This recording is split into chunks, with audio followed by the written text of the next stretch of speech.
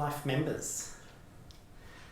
PETAA has a surfeit of choice for talent, a surfeit of choice for educators with passion and efficacy, but it does reserve a special category for its life members, for people whose contribution to the quality teaching of English and literacy has transformed the field, has inspired others, and through their association or advocacy on behalf of PETAA or PETA's objectives, have enhanced PETA's standing in our community. I think alphabetical order is always the best criterion. And so I would just like to once again acknowledge the contribution made by our existing life members, and Paul Brock, Barbara Comer, Robin Ewing, Pat Edwards, Viv Nicol-Haddon, Richard Parker, Morris Saxby, Mandy Tunica and Jan Turnbull. A significant body of work and significant agents upon the field over a very long period of time. To this select group of people this evening, I am very honoured to be asking, and I know she will accept, Beverly Derewianka to join their ranks.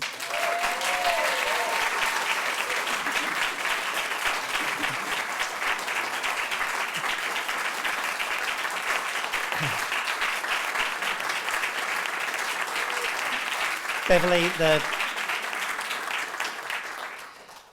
that is the citation that we have chosen to will be with tonight, but I'm going to speak a little bit more generally just around your work over the last few years and then present you with your certificate. Beverly began her teaching career at Petersham Girls High School as an English and history teacher, and after a year she headed off to Italy to do her Masters in Italian literature. And she returned to Australia a couple of years later to teach Italian and English in secondary schools and TAFE. She moved into a languages teaching mode and began a period of political activism, organising rallies in support of the fledgling movement to recognise community languages in schools, and becoming one of the first consultants on community languages at the New South Wales Department of Education, while also undertaking a degree in multicultural education at the University of New England.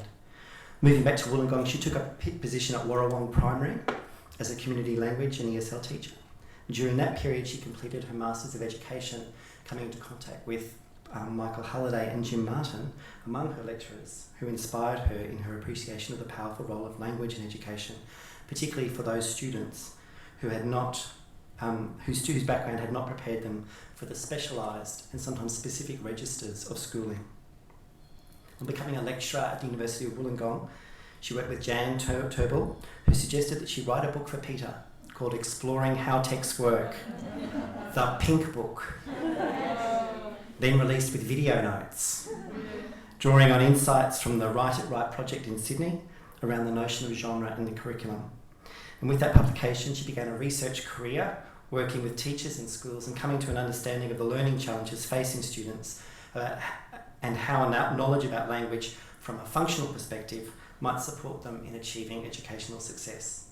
And as Beverly worked, she saw that there was a need for a resource that would explain in accessible terms the various functions that language performs in our academic and social lives. And that resulted in another famous PETAA publication, The Green Book, a grammar companion for primary teachers. Her doctoral thesis tracked the development of academic writing across the years of schooling, leading to an ARC project with Frances Christie that culminated in the publication of School Discourse, Learning to Write Across the Years of Schooling. And over the years, Beverly has been asked to contribute to state, national and international literacy policy and curriculum and syllabi development processes. And as she eases into retirement, I'm not sure that's true, Beverly, but anyway, she spends a great deal of her time introducing teachers to the language strand of the Australian curriculum, English, through workshops organised by PETAA across all states and territories of Australia. On a personal note, I think that Beverly occupies a very interesting place in the study of English in Australia, because you will hear people decry the way sometimes literature is pulled apart, and that criticism is sometimes made that it reduces the work itself. there's an incredible tension between honouring that and the work that you do, which is equally, it seems to me, around empowering and enfranchising students to become great writers. Your contribution across this and other fields is recognised in our awarding to you, Beverly, of PETAA Life Membership. And it is, I will read your citation. It is in recognition of your very unique contribution to the field of language and literacy teaching and learning in Australia and internationally. PETAA acknowledges the major influence that you have had on the development of teachers' knowledge of language, and this is significant, your lifetime commitment to working with teacher professional learning communities. Thank you, Beverly.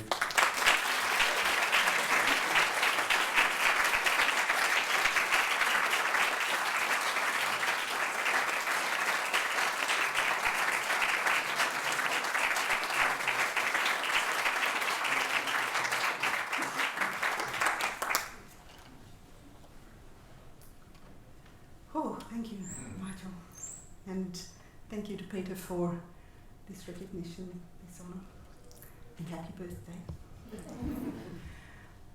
I'd like to go beyond thanking you for this life membership, and I'm very proud and pleased to be honoured in that way. Thank you. But I do want to go beyond that and thank PETAA for the kind of contribution that it's made to my professional life, and the life, of course, of everybody in this room, and the life of, I think, most literacy educators, most teachers in Australia.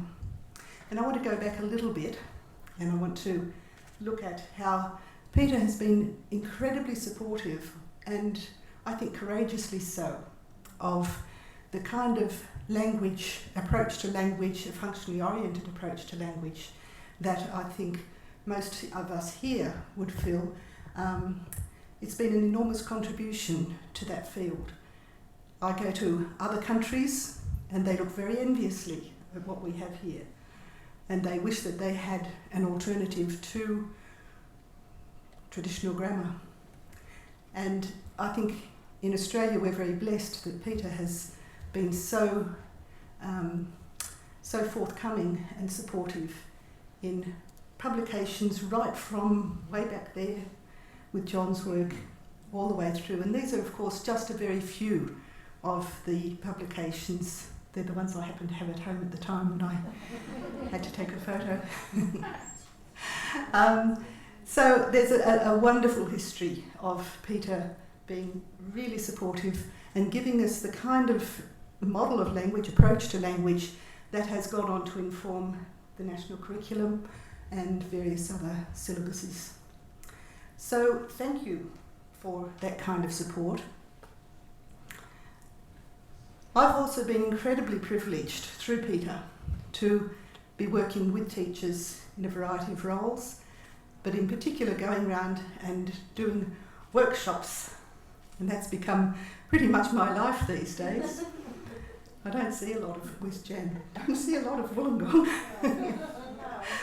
And so I'm just constantly amazed at the kind of work that these teachers are doing, the way that they'll give up their Saturdays to come to a workshop organised by PETAA all over Australia, leave their families. But in particular, I want to, of course, remind us of why we're all here, and that's the students themselves and the kind of impact indirectly that PETAA has had, and directly, in the lives of those students, in their literacy development, through the work of PETAA, the publications, the workshops, and all the other things that PETAA does.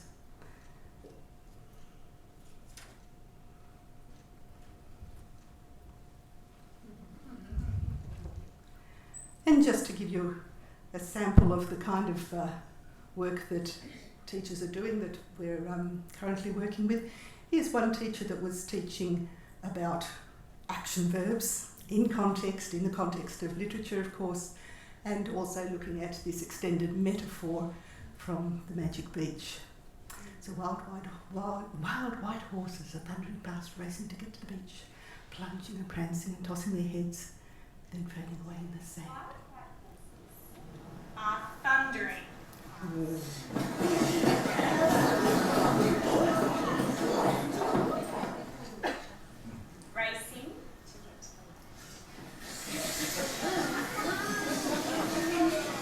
Plunging. And prancing. And tossing their heads. Then fading away.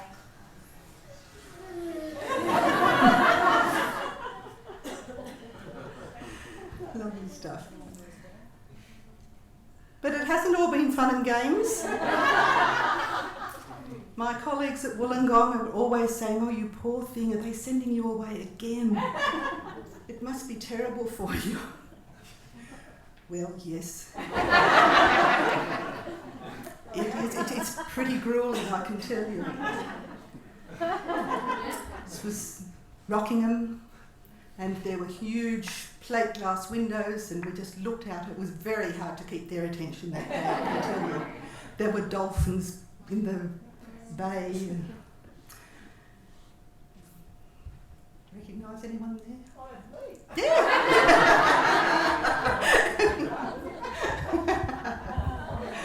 Oh, look, it's so tough. It really is. This was a couple of weeks ago. These were teachers from Kununurra, or as the locals call it, Cunners. So we had the workshop, and then they said, "Well, you want to come swimming?"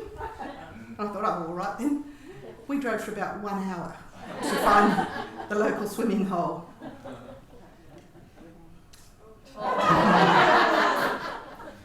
And they weren't far off, I can tell you. So again, my huge thanks to PETAA for the influence that it's had on me, the privilege that it's given me throughout many, many years, and for all of us here. I'm sure you would agree that we're very lucky to have somebody or something like PETAA to inspire us and to keep us ahead of the game, and for all the wonderful work that they do behind the scenes. And here I would like to include all the people who work in the back office, keeping things running and helping us all along. So thank you very much.